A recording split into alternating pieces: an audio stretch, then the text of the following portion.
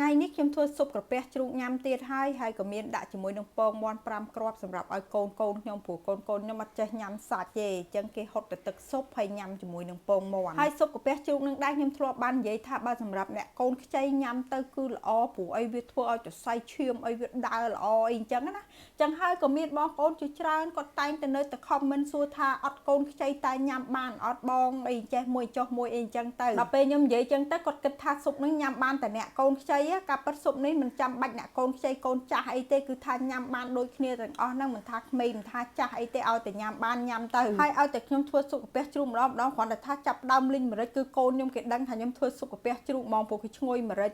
បន្ទាប់ពីខ្ញុំលីងម្រេចឲ្យឡើងផ្ទុះឡើងឈ្ងុយហើយហ្នឹងគឺខ្ញុំយកមកកិនបន្តិចឲ្យបែកខ្លះអត់ខ្លះអញ្ចឹងទៅយកមកញាត់ចូលក្នុងក្រពះជ្រូកហើយក្រពះជ្រូកទិញមកគឺបែបហ្នឹងយើងកុំហែកកុំវះវាប្រឡាត់វាលាងចំបាច់អំបិលចំបាច់ទឹកខ្មេះឲ្យស្អាតទៅហើយយកមកស្រុះទឹកក្តៅមកតង់ទៀតទៅអត់មានធំក្លិនទេបងប្អូនគឺវាមានអាក្លិនឈ្ងុយម្រេចហើយមាននេះជាមួយនឹងតាំងគួយគឺថាអូយបងប្អូនឲ្យឈ្ងុយដាក់ទៅគឺឈ្ងុយខ្លាំងមែនតើនេះគឺតាំងគួយខ្ញុំធ្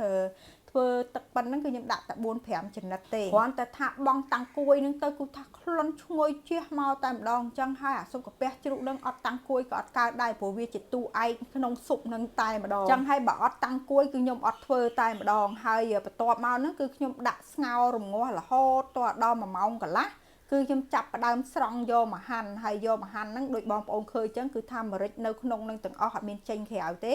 ហើយម្រេចទាំងអស់ហ្នឹងគឺខ្ញុំបោះចោលខ្លះខ្ញុំយកតែពាក់កណ្ដាលទេព្រោះអីខ្ញុំអត់ដាក់ទាំងអស់ទេខ្ញុំខ្លាចហិលខ្លាំងអញ្ចឹងកូនខ្ញុំញ៉ាំអត់កើតខ្ញុំយកមកហិលល្មមមកក្មេងអាចញ៉ាំបានអញ្ចឹងណាហើយម្រេចហ្នឹងគឺខ្ញុំអត់ដាក់ទាំងអស់ហើយនៅតែកូនខ្ញុំញ៉ាំហើយឈឺទៀតណាបងប្អូនញ៉ាំហើយឈឺកកហៀសបោហ្មងអញ្ចឹងហើយស៊ុបហ្នឹងគឺខ្ញុំឈប់ធ្វើឲ្យកូនខ្ញុំញ៉ាំហើយព្រោះអីក្មេងញ៉ាំអត់កើតទេព្រោះវាក្តៅពេកអាតាំងគួយក៏ធ្វើឲ្យក្តៅអាម្រេចក៏ធ្វើឲ្យក្តៅហើយបន្ទាប់ពីខ្ញុំហាន់រួចរាល់អស់ហើយហ្នឹងគឺខ្ញុំចាក់ចូលក្នុងឆ្នាំងដើម្បីរងាស់កន្លះម៉ោងទៀតព្រោះស៊ុបហ្នឹងខ្ញុំធ្វើម្ដងគឺ2ម៉ោង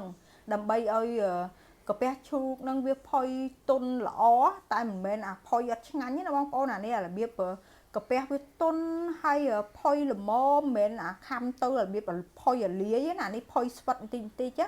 ហើយខ្ញុំធ្លាប់មាន comment ម្នាក់ស្រីនោះម្នាក់គាត់របៀបសួរខ្ញុំចំអកគាត់ថា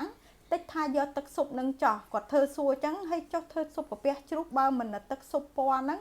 តើឲ្យទឹកស៊ុបពណ៌ណាមិនថាក្រពះជ្រូកមិនថាពោះវៀនទេពេលដែលយើងស្ងោរទៅគឺទឹក